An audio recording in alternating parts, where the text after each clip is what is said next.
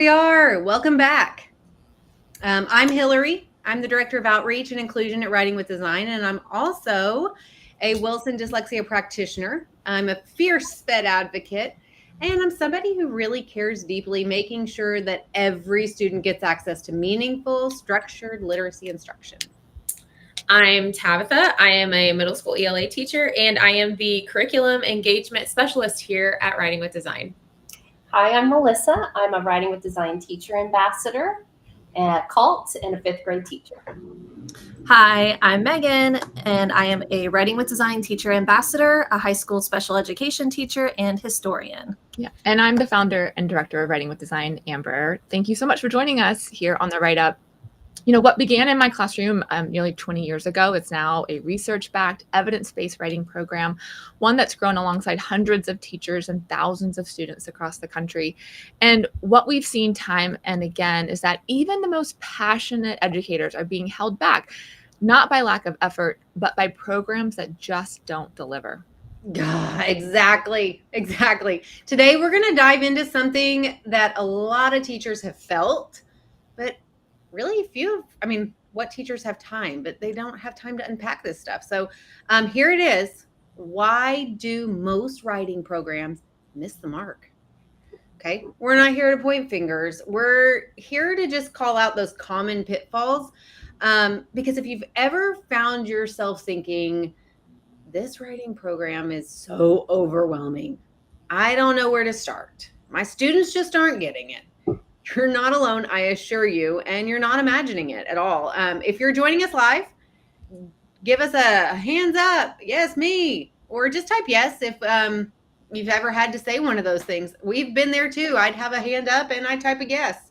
Been there, done that for sure. So from lack of planning tools to really vague prompts, from endless revision cycles to unclear expectations, most programs, I think we would all agree, aren't designed for real classrooms or real learners in mind. And when do those gaps show up? They show up hardest for the students who need support the most. Students with processing challenges, with working memory limitations, or with emerging oral language. Here's the good news. Once you see why these programs fall short, you can start doing something about it. So let's start with the top 5 reasons writing programs miss the mark, which brings us to reason number 5. Writing is treated like an extra, not an engine. Yeah, in too many programs, writing isn't built into the core of daily learning. It's treated like an add-on. It's pushed to Fridays or reduced to a dreaded part of unit tests or even siloed in ELA if there's time. But writing shouldn't be an afterthought. And when programs isolate it like that, students get the message that writing is hard. It's optional. It's something to survive, not something to use. And over time, they start to dread it. Teachers do too, right? They stop seeing writing as a tool for thinking, for reflection or expression. And instead, they see it as a task full of rules, red ink, please stay away from the red ink, and uncertainty. They see writing as a punishment, not a process. And we all know that when kids see something as a punishment, it's almost impossible to get them engaged.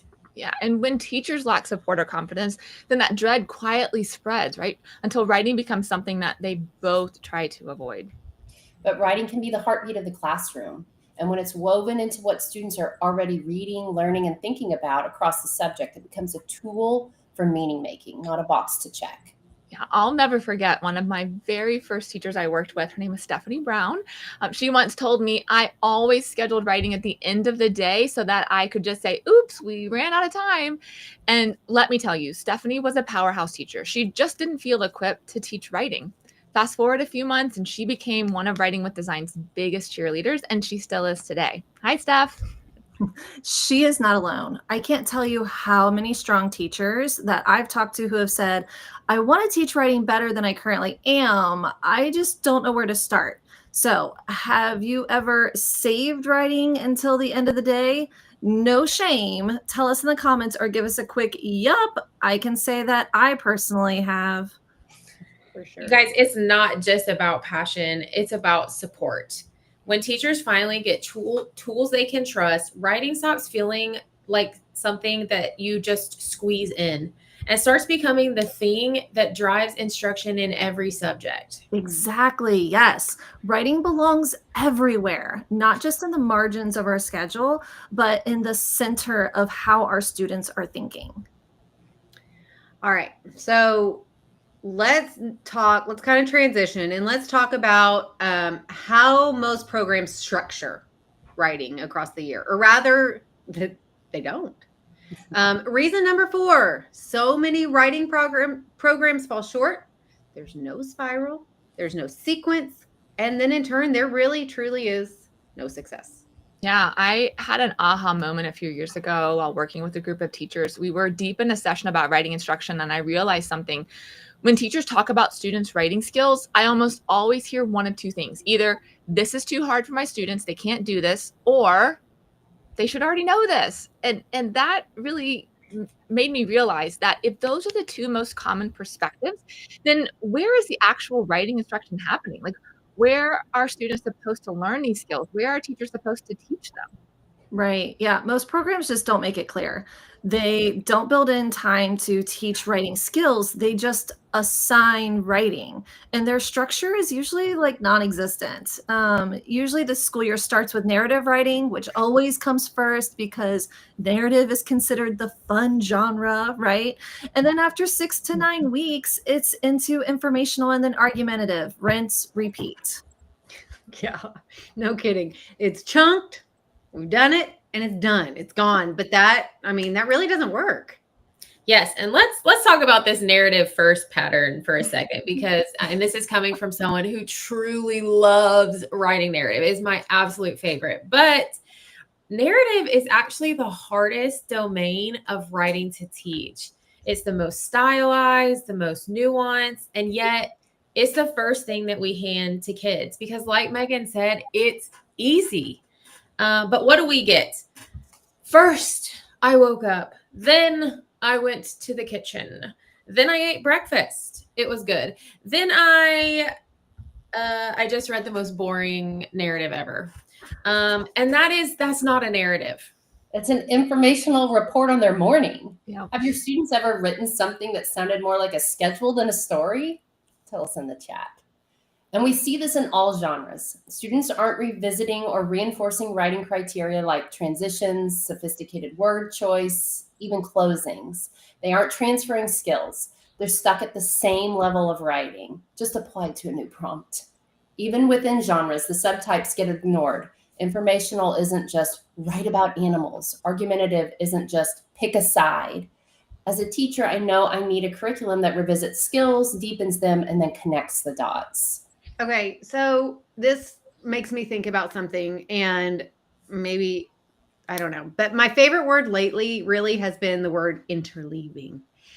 So instead of teaching, this kind of ties in with what we were just talking about, instead of teaching one genre in a big block, that chunk, and then forgetting it, just like we spiral other things, we need to spiral genres as well and interleave those different writing types and revisit those core skills like sentence construction, transitions, and evidence across multiple tasks. Want students to quote a source? We can't just say use direct quotes. You want a better closing? We can't just say write your conclusion. That's assigning, and that's not teaching. Yeah, we got to move from assigning writing to actually teaching it step by step across the year. And that means spiraling genres. It means breaking down complex skills into teachable chunks. And it means trusting that your students can learn these things if we show them how.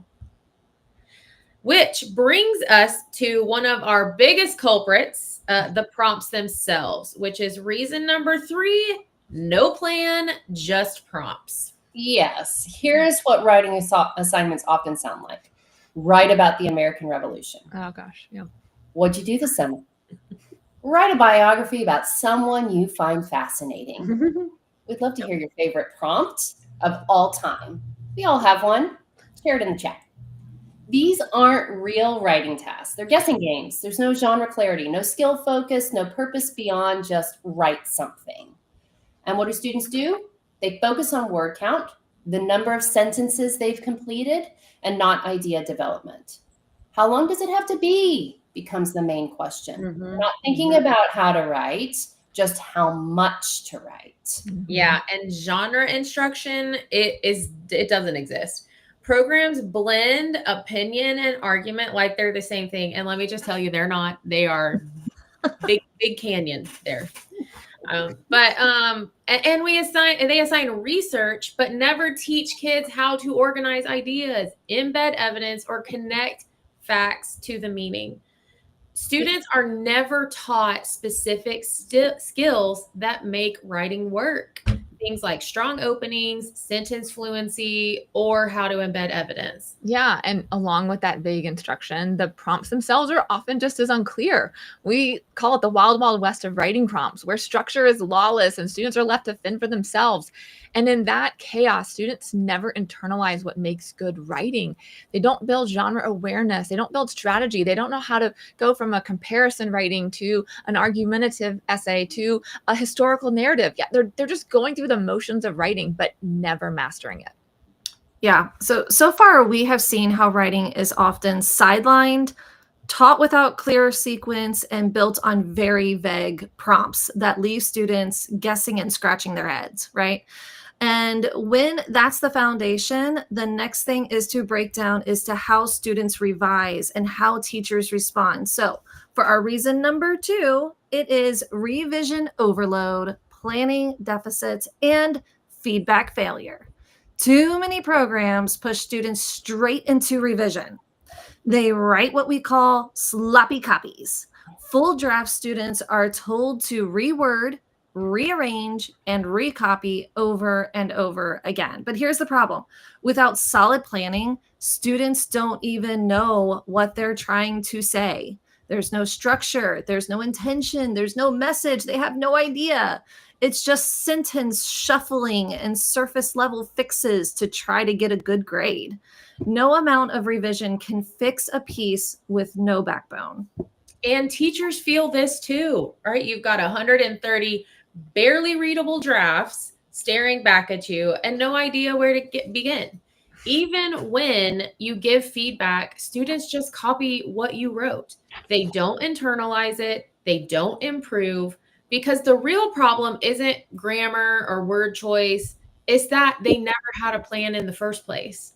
Better writing starts upstream with strong planning and structure, not rounds and rounds of cleanup. Yeah, that's huge. But even when students manage to get words on the page, another issue emerges: feedback. Most rubrics and writing programs don't offer the clarity students need to grow. They lump all the components of writing into these vague categories like organization and voice, and use abstract terms like somewhat developed or mostly effective. Evaluating writing becomes subjective, and worst of all, it's useless because the results are usually just a number like 2.25 out of 4. Like, what does that even mean? There's no clear areas for improvement. There's no specific feedback to guide instruction. Just really another score that confirms what the teacher already knew, which students were struggling and which ones are not. So writing stays stuck, draft after draft, assignment after assignment, no real progress.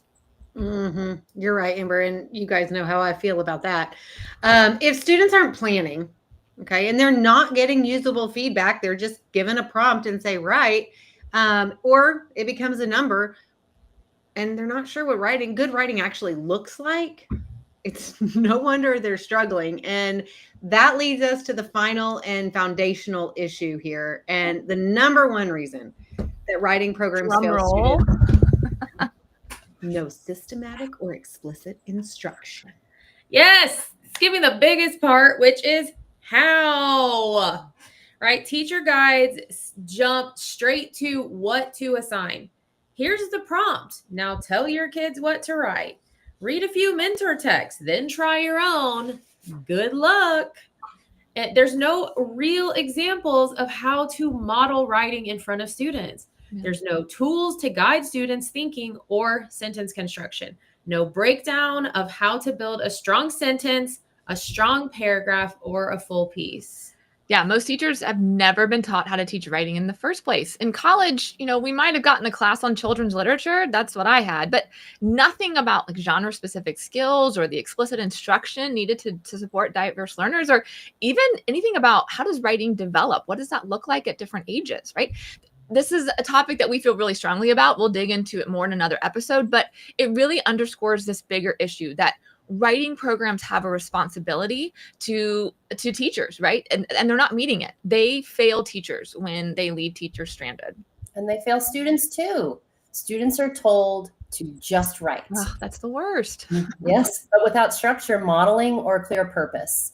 So programs assume writing develops naturally through exposure or practice alone, and that's just not true, especially for students with limited oral language, working memory challenges, or language processing needs. And the result, massive skill gaps, frustration, and students guessing what good writing even looks like. And here's the kicker. While creativity is celebrated, clarity is ignored. We hear that structure will stifle voice, but how do students find their voice without support? Voice isn't stifled by structure, it's discovered through it. Students need to grapple with ideas, word choice, tone, and purpose with guidance. Yeah, I love that. That's exactly right. Writing is thinking, right? And thinking is hard. It takes grits, guts, and grappling, as my friend Joy says, to get words on the page. Even the best writers wrestle with how to say what they mean. But most programs, as we've said, they really skip this process entirely. They pretend writing is just this magical gift you either have or you don't, or you wake up one day and you've got it, right? Instead of helping students work through the productive struggle of choosing words, of organizing thoughts, of clarifying meaning, they throw a prompt at them and just expect a polished piece. Writing isn't magic, but it is a teachable, buildable, albeit messy skill. And our job isn't to bypass the struggle. It's really to coach students through it. Yes, and when we do that explicitly, systematically, and consistently, students don't just become better writers, they become better thinkers. That's it. Okay. So there you have it. Those are the top 5 reasons that writing programs fail students and teachers. So let's recap really fast. Number 5, writing is treated like an extra. It's the first thing that's cut, the last thing that's planned. I've been guilty. Number 4, no spiral, no sequence. Their skills aren't reinforced. They're not connected. Number 3, there's no plan, just prompts. Students write without purpose, clarity. There's no instruction. And number 2, there's too much revision, not enough planning. So feedback is so vague and our progress really starts to stall. And my number 1 is there's no explicit instruction. Okay. Students need structure and teachers need structure and teachers need support. So which one of these hits home to you? There's 5 of them. So drop the number that resonates most in the chat. Or you tell us what you're seeing in your school or even in your own classroom when it comes to the writing instruction and the writing program. Those are so loud and clear for all of us. I think we can identify with each one of those. All right. If you're listening and nodding along and maybe even thinking, yep, that's exactly what's happening at my school. Well, we've got something to help. We've created a quick reflection tool called the Write Check. It is a 10-point self-assessment that you can use to evaluate your current writing program that's implemented in your school and district. This is not about blame. It is about clarity. Exactly. The Write Check walks you through the 5 major pitfalls we've covered in this episode and gives you simple yes or no questions to spot where your program is strong and where it might be falling short. Use it to reflect, reset, and advocate for the kind of writing instruction your students really need. This is a great conversation starter with your team or your admin. We know that writing is a complicated process. That is why we support schools not just with classroom resources, but also through professional learning that helps teachers feel confident and students succeed. Yeah, we'll link the checklist in the episode description so you can download it and print it. It's quick, it's practical, it's grounded in everything we just unpacked, because identifying the gaps is the first step to closing them. So, and once you're done, once you've done that Write Check, you're really ready to explore what real support looks like. And so in a second, up next, we're going to walk you through Writing with Design and how it tackles those 5 challenges really head on. There won't be any questions on that. It'll tell you exactly how it tackles it. And because it's not enough to name the problems, you have to, if you're going to give a problem, you really need to give a solution. So we need solutions that actually work. So let's break it down one reason at a time. Yeah. So what does writing with design do differently? Let's go back to reason 5. Writing is treated like an extra, not an engine. We don't treat writing like an afterthought because it's not. Writing is the heartbeat of learning, as Melissa said earlier. That's why we don't call ourselves a writing program. We really love the terminology of being a framework, one that shows teachers how to make writing a meaningful part of every subject every day. Yes, all the time. Whether students are studying like photosynthesis in their science class, or the Dust Bowl in social studies, or character development in a novel, our lessons help them write about what they're learning. Writing becomes a way to deepen the understanding of the content, not a separate, disconnected task. And this is so important. It is doable.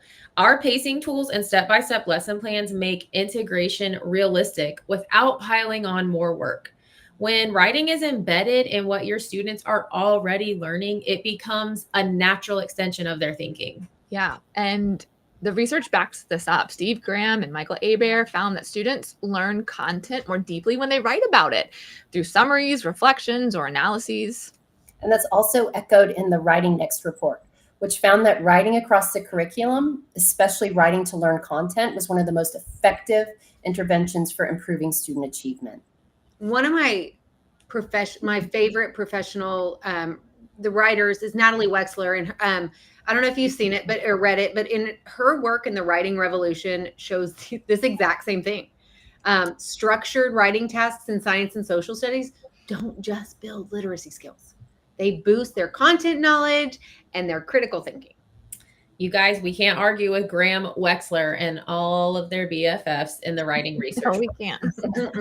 All right, let's talk about how to fix problem number 4. No spiral, no sequence, no success. At the core of our framework, we want to make writing doable for teachers and for students. That's why we break writing down into all the distinct types of writing that exist. I would love for you to guess how many writing types that is. Do you think it's 3? Do you think it's 10? Drop your guess in the chat. It's 33. That might sound overwhelming at first, but here's the thing. It doesn't make writing harder. It makes writing clearer. Each type has a purpose, a structure, and a model. No more guessing what kind of writing students are supposed to be doing. They know the target, and so do the teachers. Yeah, and those writing types aren't taught in isolation. We don't isolate narrative in the fall, informational in the winter, and then argumentative in the spring. Instead, we use Hillary's favorite new word, and we interleave the genres into the same unit of study. As Dr. Barbara Taylor's studies on interleaved instruction show, weaving our skills together instead of teaching them in chunks improves our long-term retention and transfer. So what do? We show teachers how to write in different domains on the same topic, and that is a total game changer. Whether it's studying the life cycle of a frog in first grade or analyzing the causes and consequences of the Cold War in high school history, we show teachers how to weave that informational, argumentative, and narrative writing within the same content unit of study. Amazing. Love that. I love it. And we don't just stop at genre clarity. We also spiral through that 13 essential criteria of strong writing. Ding, our favorite number 13. We studied thousands of student samples, from state test exemplars to college scholarship essays, to identify the 13 traits that consistently show up in high scoring writing. Yeah, because we don't want writing to be a mystery, right? So we also don't want it to feel overwhelming. So unlike programs that throw all the criteria at students at once, we break it down. We actually work with teachers to focus on just one skill for one of those criteria for a week at a time through interactive activities that we call skill focus activities, or SFAs. It's writing instruction in bite-sized chunks with huge results. Yes, what it comes down to is there is no fluff. No, we don't have time for that. No time for fluff, right? It's just clear, collaborative instruction that helps students actually improve because they know exactly what they're working on and Why? So I have a quick poll for you. If you could focus on just one writing skill with your students next week or when school starts in the fall, what would it be? Transitions, strong openings, sentence fluency. Type that in the chat because we plan to share resources for these skills in future episodes. Don't rush our summer, Tabitha. Yeah, Next week. Come on now. we're already in school mode. Yes, exactly. Okay. So reason number 3, there's no plan, just prompts. At Writing with Design, every single writing task starts with a plan, a beautiful plan, a clear, skill-driven purpose that's behind the prompt. So why are the students being asked to write? What's the goal? We help teachers craft clear, focused prompts based on the 33 types of writing with a narrow enough scope that it doesn't feel like they're managing 25 students, each researching a different state. Yes, there's no more of these wild, wild west of prompts and off-topic tangents. And we don't stop at the prompt. We give teachers our steps to designing, which is my favorite part because it's simple and powerful, and it walks students from unpacking the task to planning out their ideas to polishing a full structured piece. Yeah. And what I love too is helping schools build vertically aligned scopes and sequences. When we do that, it makes sure that students revisit both the writing types and writing criteria throughout the year and across grade levels. It doesn't put the burden of writing on those testing grade levels if you're in a state that only tests like in 5th and 8th grade. But it makes everyone share in the ownership of writing, and then it lets everyone share in the celebration. Yes, and those maps help us teachers to build stamina without burnout because y'all, burnout is real, right? So the longer pieces are broken down into these manageable steps. No more your essays due in 2 weeks. Good luck. And we don't tie writing success to arbitrary lengths. Not every 4th grade paragraph needs to have 5 sentences. Not every AP student needs 5 pages in their essay. We focus on quality, not quantity. There's an art to brevity. And in a world of emails, job applications, blog posts, and captions, succinct, powerful writing really is a superpower. We're on a mission to stop celebrating page after page of fluff and start elevating writing that's precise, thoughtful, and well-crafted.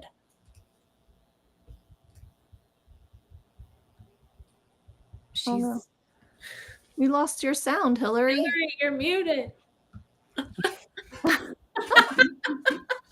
We see you talking. Ah, goodness. If it's going to happen to anybody, it's going to be me, right? It's okay. It's okay. And y'all disappeared Hey, too. I promise I didn't do that. So I was putting time out. I see how it is. I see how it is. Unlike last this night one when that she is not muted that me. good at writing. During our practice, so it was Yeah, but the one that's not that great at, I mean, come on. I'm new to this. So mute, timeout. Okay. Now what I was going to say before my mute button rudely interrupted me was, has anybody else ever read a student essay that was 5 paragraphs long and then you get done with it and you're like, there was nothing there.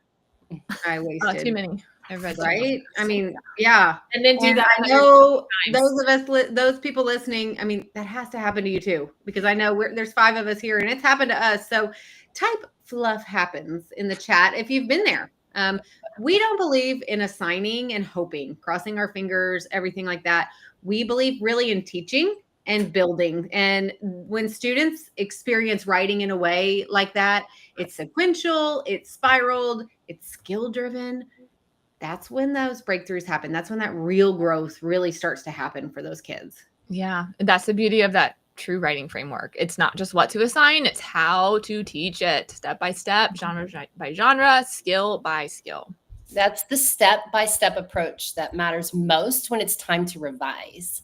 So let's talk about reason number 2, revision overload, planning deficit, feedback failure.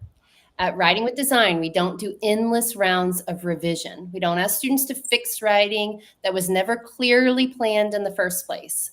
We teach writing upstream, starting with strong strategic planning. And that starts with our mind designs, which are visual planning tools that break down each writing type in a way that's accessible for all learners. They're especially powerful for our students with working memory challenges, executive functioning struggles, or language processing needs. Or even people like me who have dyslexia. Y'all, the mind designs were a total game changer for me. Why? Like, students develop all the content on their piece of paper before they even write the sentence. Oh, and it's visual. It's a picture, which is so non-threatening for us dyslexic people. But they're more inviting than rigid, and they're more flexible. So students fill them out organically instead of having to think of full sentences off the top of their head.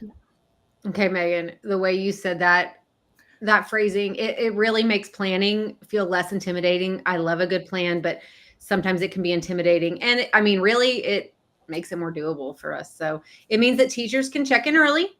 They can give that feedback quickly and continuously. And we can catch 90% of those writing issues before the first sentence is even written. Yeah, I actually love to tell teachers that, like, when students have written out sentences like that, you might as well ask for their autograph and like frame it, because they are done. So by doing all this revision work at the mind design draft, when it's all in phrases, when it's in that visual, students are so much more open to revising because they haven't invested all that time and energy. Just even the fine motor skills of handwriting can be so taxing on students. So that mind design draft is a place where all of the real content refinement happens to make sure that there's the big chunks are taken care of, right? The organization, the flow, the clarity, the idea development, the things that just feel so overwhelming to teachers and students through that revision process. Yes. And we also use something that we call write out louds. And these are moments where students read their plan out loud to check for flow, get unstuck, or spot organizational gaps. It's like a rehearsal for writing, and it works. And if I may just say that I have found that this is most successful when your students read out loud in a British accent, because it just makes it way more fun. Oh, very fancy, but only when that mind design is strong. When the structure and the content are truly in place, do students move to their sentence draft. By then, most changes are surface level: spelling, punctuation, formatting. No major overhauls halfway through a paragraph that's gone off the rails. Yeah. That's right. This planning first approach not only reduces frustration for all students, but it increases writing quality and confidence. And when it's time to assess, I mean, the rubrics are just as intentional, and they're tied to length expectations and structure, and they give evidence-based points, not just numbers, but evidence-based points across those 13 writing criteria. Yeah, that's what makes them diagnostic. And that's what teachers and students need and want. Teachers, we're not just going to give you this vague score, right? Because that doesn't help. We know you want actionable data that can drive instruction, that can target feedback, and really show growth over time. It's incredible to show students that what they scored, at the beginning of the school year and what they scored mid-year. It's just so inspiring for them to see, wow, I didn't get any points in the fall in that category, and look at where I am now. As writing next confirms, the combination of structured planning and frequent specific feedback is one of the most effective ways to improve student writing. Yeah, and that's what we do every time a student picks up a pencil. We coach the process, not just correct the product. But all of that depends on one critical foundation: explicit, systematic instruction. So let's talk about that reason number one: lack of explicit instruction. Okay. So, I love explicit instruction, and that really starts with that scope and sequence. And teachers don't have to guess what genre to teach or when to teach it. It's all mapped out for them, down to the writing, like we said, the prompts, and those key skill focuses for each day of the year. There's no guessing game. And the best part is, with that scope and sequence, they're created collaboratively, so that the prompts, they're not random prompts, and they're relevant from the content that the teachers are teaching. Yes, and our teacher guides are packed with literally everything that you need. There are tools for modeling sentences, sentence structure, grammar, and mechanics. We have sample prompts and student models, And there is a bank of options for genre-specific skills like sophisticated word choice, transitions, and closings. We truly teach the how of writing. Mhm. Take informational openings, for example. We explicitly teach 13 different strategies, from starting with a direct quotation to presenting a series of interesting facts. In narrative, however, we teach 8 strategies that include how to start the description of the setting, character, or one of my very favorites, the monologue. Yeah, and by learning all of those strategies, students don't just copy, they get to choose. They know their options and they get to make the decisions, which is when the ownership kicks in, as well as confidence, specifically for those struggling students. That is when writing becomes exciting for all of our Yeah. students. Exactly. And the research again backs this up. It's not just our theory. It really is based in what, as you all know, my intellectual crush says with all of his teammates, Steve Graham, right? In his work with the IES practice guide on teaching elementary students to be effective writers, it says exactly this: explicitly teach writing strategies, then model them clearly, and then gradually release responsibility to students. That's what we do every step of the way. What I love is that Writing with Design is not a one and done program. We work with schools and we work with teachers over multiple years. So that could be with in-person trainings, those virtual follow-ups, those quick virtual follow-ups. And then our very favorite part is that modeling. And teachers need modeling just like students do. So Yes. modeling that in live classrooms. Yes. And we know that writing is so complex. So it deserves time and it deserves support. Teachers deserve the space to watch it in action with their own students. So our entire planning process is guided and gradual, with built-in scaffolds for both students and teachers. Yeah, we can kind of say it like this: like, teachers get the language and tools to model with confidence, and students get structures that grow with them. So here's what I'm most proud of here. We systematically release the students to independence. It's that gradual release. It's not just here, go.